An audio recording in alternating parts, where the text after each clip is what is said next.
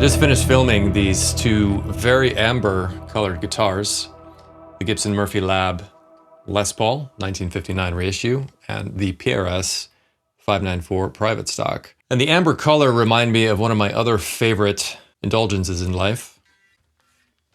And that is the wonderful Julius by Treehouse Brewing Company, a beautifully ambered colored IPA. And so in this video, I'm going to be comparing Gibson Murphy Lab 1959 reissue with the PRS private stock 594. Both these are flagship models of these manufacturers.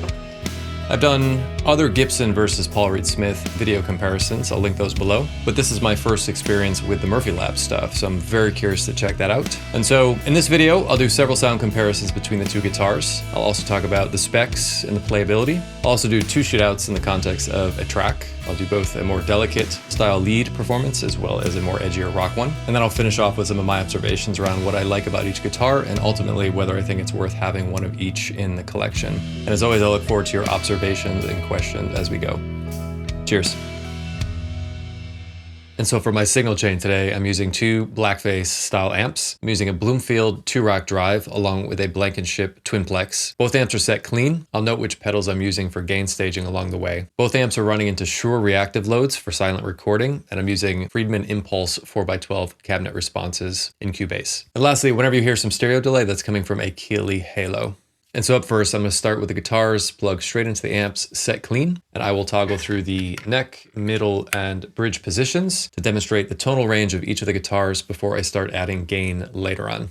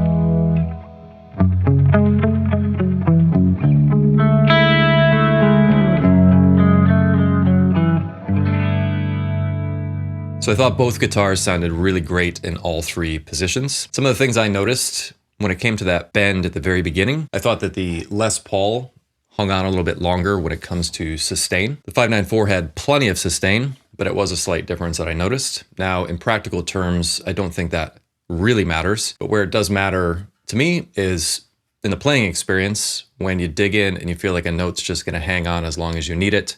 It's very inspiring. So I would give the Les Paul a slight advantage when it comes to sustain. And as for tones, I thought the Les Paul was a little more mid-forward and a little hotter. It had a little more push and attitude, and you can even hear the recording almost clipping a little bit at some moments. Whereas the 594 was more balanced across the frequency spectrum, if not scooped a little bit in the mid-range. Both very usable tones, albeit slightly different voices. So curious to know what your preference was and what differences you're hearing so far. So let's check out the middle position next.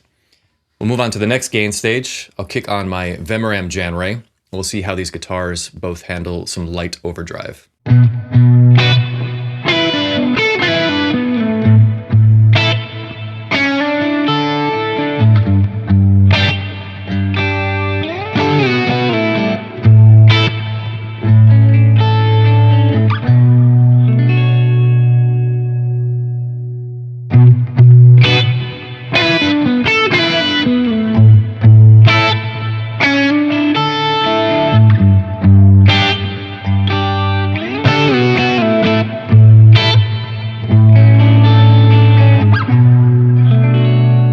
So I'd like to just take a moment and note How beautiful is that belly carve on the Paul Reed Smith and the way the light hits that. As for tones, I thought both guitars sounded great in that context. A lot of character out of that middle position. Again, I was hearing a little bit of mid-forwardness out of the Les Paul and a little more balance out of the 594. Let me know what you were hearing. So for the next gain stage, I'm going to turn off the Vemerem Janray and switch on my Analog Man King of Tone for some medium gain. And I'm gonna go for more of a classic rock vibe, channel some ZZ Top inspiration, and showcase how these guitars sound in that context.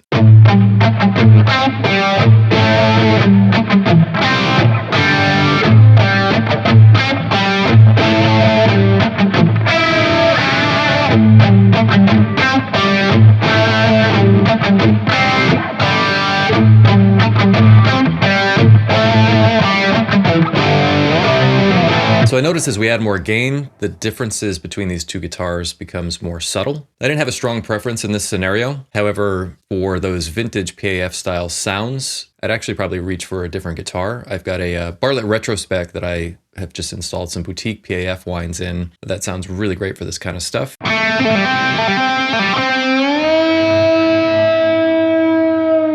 If you're interested in that topic, I've got a video on that, so check the links below.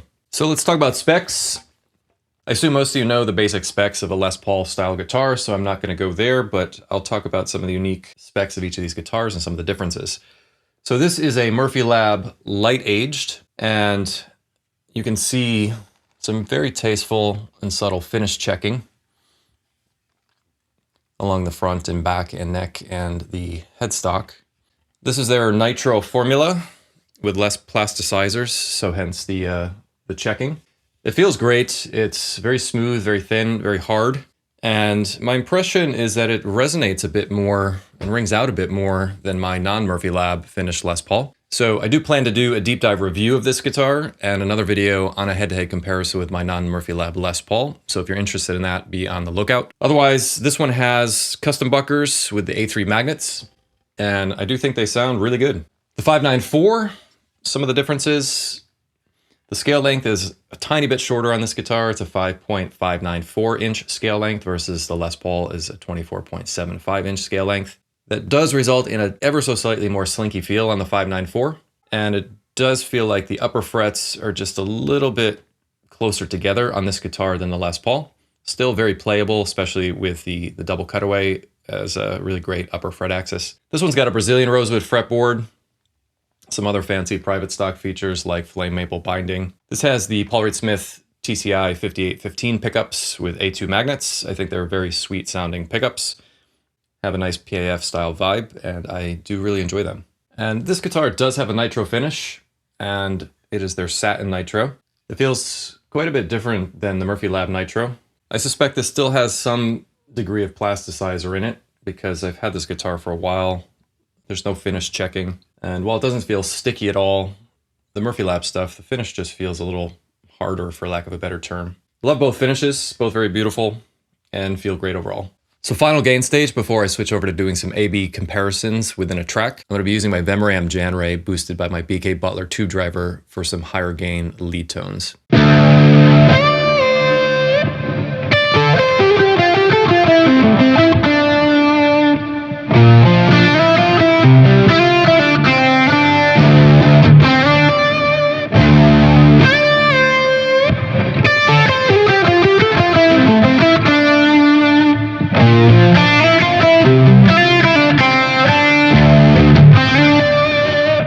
So while the higher gain settings tend to mask some of the tonal differences between these guitars, I actually could pick up a difference. I found that the A2 magnets on the 594 pickups had a bit of a sweeter, more rounded off top end and more of a chirp and vocal-like quality that I really enjoy for that style of lead tone. Whereas the Les Paul and the A3 magnets had a little more top end sizzle and bite and were a little more aggressive. And my personal preference in this scenario was the sweeter tones from the Paul Reed Smith, but let me know what you were digging. So I'm wondering how much of these tonal differences really matter when it comes to making music. So to explore that, I'd like to audition both of these guitars, playing some lead lines in the neck, middle, and bridge positions over a backing track, and see what differences we can hear in that context and how much does it really matter. So let's check that out.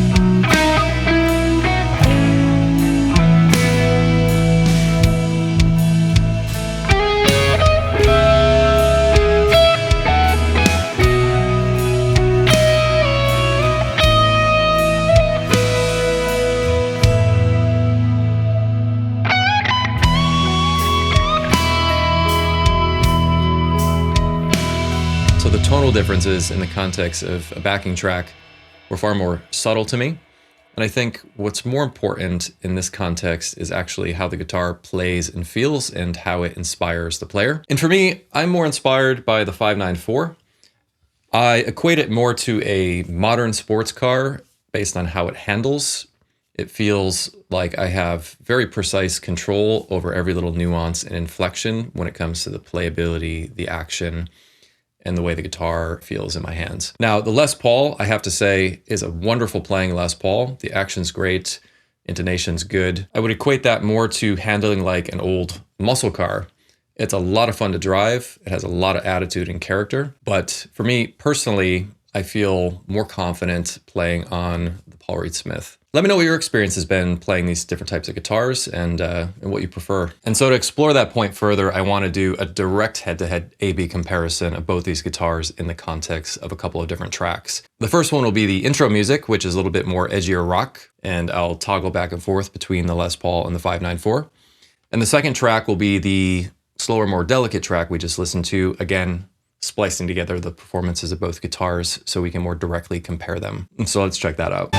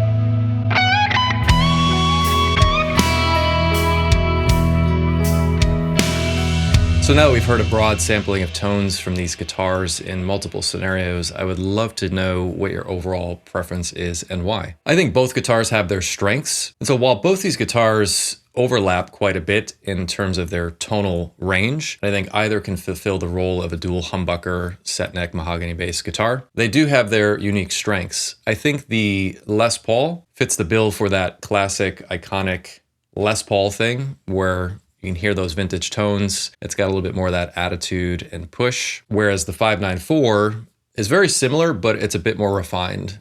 I found it a little sweeter and also, for me, a little more inspiring to play thanks to its more modern ergonomics and playability. So do I think there's a place for both these guitars in one's collection? And the short answer is yes. For me, personally, I couldn't imagine having a collection without a Les Paul because it's such an iconic guitar and has just that cool association to it and does that thing that only a Les Paul seems to be able to do. At the same time, the 594 is a more inspiring guitar for me to play. I feel more confident on it, and I love the sweetness of the voicing of that guitar. And so I'm very grateful and fortunate to have both in the collection. And so as I mentioned before, I do plan to do a deep dive review of the Gibson Murphy Lab Les Paul. So let me know what questions you have. I'd be happy to answer those in the comments below and also dive deeper in the review video. I'm also interested to compare my Murphy Lab Les Paul with my non-Murphy Lab Les Paul and offer up my point of view on what I think some of the differences are between the two specs. So let me know if you have interest in that, and happy to address that topic as well. So thanks a ton for all the support. I appreciate all the subs, comments, likes, shares. It really helps motivate me to keep putting out content like this. In the meantime, I'm gonna get working on the next video. So take care, and I will see you then.